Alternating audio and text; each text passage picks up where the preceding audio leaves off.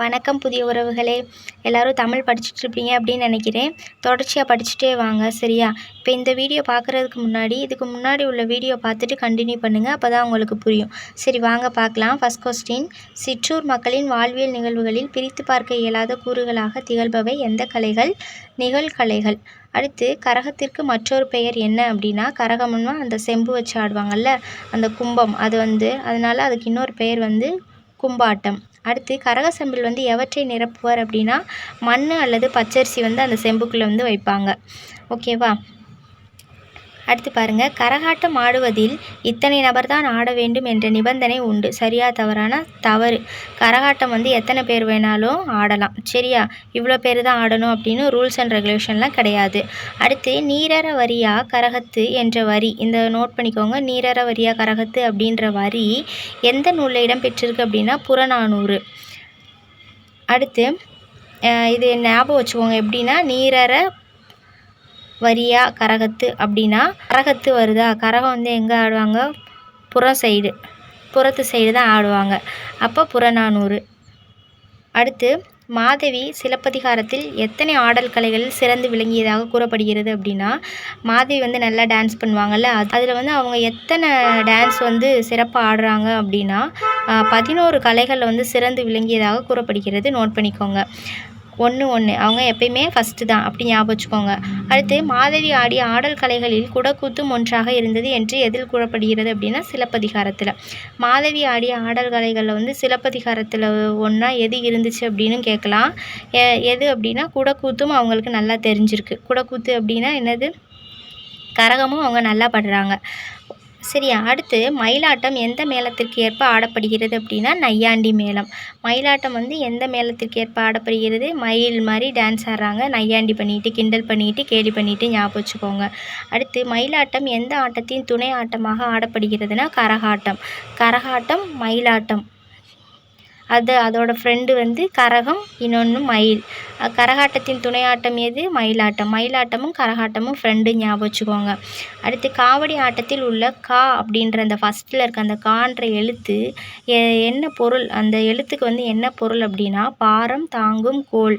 கா அப்படின்னா பாரம் தாங்கும் கோல், சரியா? இரு முனைகளிலும் சம எடையை தாங்கி ஆடும் ஆட்டத்தின் பெயர் என்னென்னா, காவடி ஆட்டம். காவடி ஆட்டம் இந்த ஷோல்டரில் வச்சு ஆடுவாங்க, பார்த்துருப்பீங்க. அது என்னென்னா, ஈக்குவலான வெயிட் வச்சு ஆடுவாங்க. அதுதான் இந்த காவடி ஆட்டம். ஃபஸ்ட்டில் இருக்க அந்த கா பாரம் தாங்கும் கோல். அடுத்து, காவடி ஆட்டம் எந்தெந்த நாடுகளில் ஆடுறாங்க அப்படின்னா, மலேசியா, இலங்கை. நோட் பண்ணிக்கோங்க, மலேசியா, இலங்கை. அடுத்து, இரு வரிசையாக நின்று ஆடும் ஆட்டத்தின் பெயர் என்னென்னா, 2 வரிசையாக நின்று ஆடுற ஆட்டத்தின் பெயர் ஒயிலாட்டம்.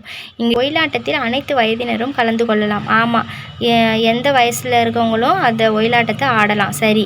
அடுத்து, தேவராட்டம் எவர்கள் மட்டுமே ஆடக்கூடிய ஆட்டம் அப்படின்னா, தேவராட்டம் பெண்கள் ஆட மாட்டாங்க, ஆண்கள் மட்டும்தான் ஆடுவாங்க. அடுத்து, தேவராட்டத்துக்குரிய இசைக்கருவி எது அப்படின்னா, தேவதுந்துபி. தேவராட்டத்துக்குரிய இசைக்கருவி தேவ துந்துபி, ஞாபகம் வச்சுக்கோங்க. தேவராட்டத்துக்குரிய இசைக்கருவி தேவதுந்துபி. இந்த தேவதுந்துபி அப்படின்னா என்ன அப்படின்னா, உரிமை. தேவராட்டத்தில் எத்தனை கலைஞர்கள் பங்கு கொள்ளலாம் அப்படின்னா, 8லேருந்து 13 பேர் வரைக்கும் ஆடுவாங்க. அடுத்து, சடங்கு சார்பாக ஆடப்படும் ஆட்டத்தின் பெயர் என்ன அப்படின்னா, தேவராட்டம். தேவராட்டம் போன்றே ஆடுவாங்க இன்னொரு கலை இருக்குது, அது என்ன அப்படின்னா, சேர்வை ஆட்டம். இசை சார்பு கலையாகவும் வழிபாட்டு கலையாகவும் நிகழ்த்தப்படுவது எது அப்படின்னா, சேர்வையாட்டம். இந்த தேவராட்டமும் சேர்வையாட்டமும் ஃப்ரெண்டு, ஞாபகம் வச்சுக்கோங்க. அடுத்து, பொய்க்கால் குதிரை ஆட்டம் எதனை பின்பற்றி நிகழ்த்தப்படுகிறது அப்படின்னா, பொய்க்கால் குதிரை ஆட்டம் போல செய்தல். குதிரை மாதிரி, போல அப்படின்னா அதை போல, அப்படி தானே? போல செய்தல் எது அப்படின்னா, பொய்க்கால் குதிரை ஆட்டம். அரசன் அரசி வேடமிட்டு ஆடுவாங்க அதுவும் பொய்க்கால் குதிரை ஆட்டம் தான். புரவி ஆட்டம், புரவி நாட்டியம், இதெல்லாம் என்ன பேரில் அழைக்கப்படுதுன்னா, பொய்க்கால் குதிரை ஆட்டத்துக்கு தான் இந்த பேரெல்லாம் இருக்குது. எது? புரவி ஆட்டம், புரவி நாட்டியம், பொய்க்கால் குதிரை ஆட்டம். பொய்க்கால் குதிரை ஆட்டம் யாருடைய காலத்தில் தஞ்சைக்கு வந்ததாக கூறப்படுகிறதுனா மராட்டியரோட காலத்தில் தான் தஞ்சைக்கு வந்து இந்த டான்ஸ் வந்து வந்திருக்கு, இந்த கலை வந்து வந்திருக்கு. அடுத்து மராட்டிய காலத்தில் தஞ்சைக்கு வந்ததாக கூறப்படும் கலை, இப்படியும் மாற்றி கேட்கலாம். மராட்டியர் காலத்தில் தஞ்சைக்கு வந்ததாக கூறப்படும் கலையின் பெயர் என்ன அப்படின்னா பொய்க்கால் குதிரை ஆட்டம், மறந்துடக்கூடாது. அடுத்து பொய்க்கால் குதிரை ஆட்டத்திற்கு பாடல்கள் தேவையில்லை, சரியா தவறா அப்படின்னா சரிதான். பொய்க்கால் குதிரை ஆட்டத்துக்குலாம் ஒன்றும் எந்த பாட்டுலாம் ஒன்றும் தேவையில்லை, அது சும்மாவே பார்க்க நல்லா தான் இருக்கும். அடுத்து பொய்க்கால் குதிரை ஆட்டம் ராஜஸ்தானில் என்ன பெயரில் வந்து வழங்கப்படுகிறது அப்படின்னா பொய்க்கால் குதிரை ஆட்டத்தை வந்து ஒவ்வொரு ஸ்டேட்லேயும் ஒரு மாதிரி சொல்கிறாங்க. இப்போ ராஜஸ்தானில் வந்து என்ன பெயரில் சொல்கிறாங்க அப்படின்னா கச்சிக்கொடி. பொய்க்கால் குதிரை ஆட்டம் நம்ம தமிழில் சொல்கிறோம், அவங்க ராஜஸ்தானில் வந்து கச்சிக்கொடின்னு சொல்கிறாங்க, ரொம்ப முக்கியம். பொய்க்கால் குதிரை ஆட்டம் கேரளாவில் எப்படி சொல்கிறாங்க அப்படின்னா குதிரைக்களி. கேரளாவில் வந்து குதிரைக்களின்னு சொல்கிறாங்க, ராஜஸ்தானில் வந்து கச்சிக்கொடின்னு சொல்கிறாங்க. இதுவே அப்படியே மாற்றி எப்படி சொல்லலாம்னா பொய்க்கால் குதிரை ஆட்டத்தை கச்சிக்கொடின்னு எந்த மாநிலத்தவர் சொல்கிறாங்க அப்படின்னா ராஜஸ்தான். ராஜா மாதிரி வேடமிட்டு ஆடுறாங்க, ராஜஸ்தான் பொய்க்கால் குதிரை ஆட்டம் கச்சிக்கொடி. ராஜா வந்து கச்சிக்கொடி, அந்த மாதிரி ஞாபகம் வச்சுக்கோங்க.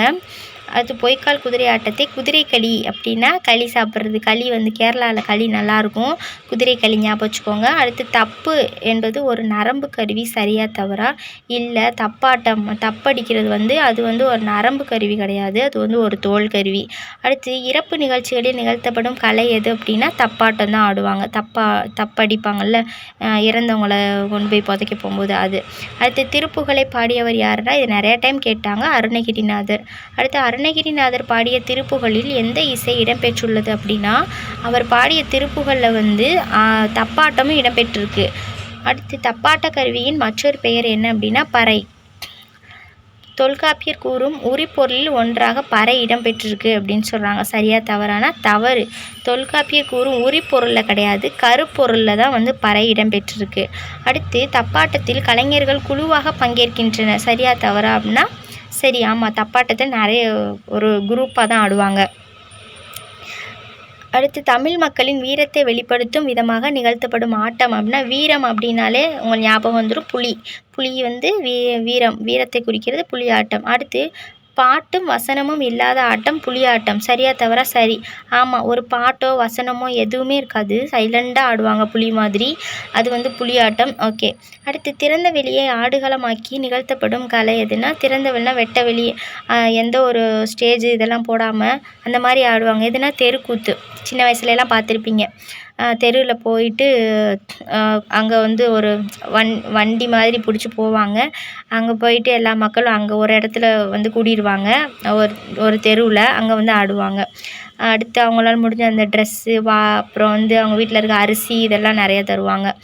திரௌபதி அம்மன் வழிபாட்டின் ஒரு பகுதியாக இருப்பது எது அப்படின்னா தெருக்கூத்து தான். அந்த திரௌபதி அம்மனோட வழிபாட்டின் ஒரு பகுதி வந்து இன்னும் தெருக்கூத்து தான் போட்டு காட்டுறாங்க.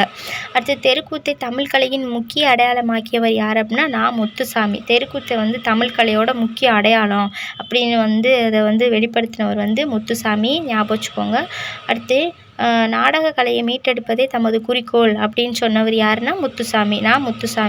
நான் முத்துசாமியின் நாடகங்கள் பெரும்பாலும் எதனுடைய மாற்றங்களை பேசுவதாக இருக்கும் அப்படின்னா சமூக அரசியல் கதைகளை பேசுவ மாதிரி தான் அவரோட நாடகங்கள் எல்லாமே இருக்குமா.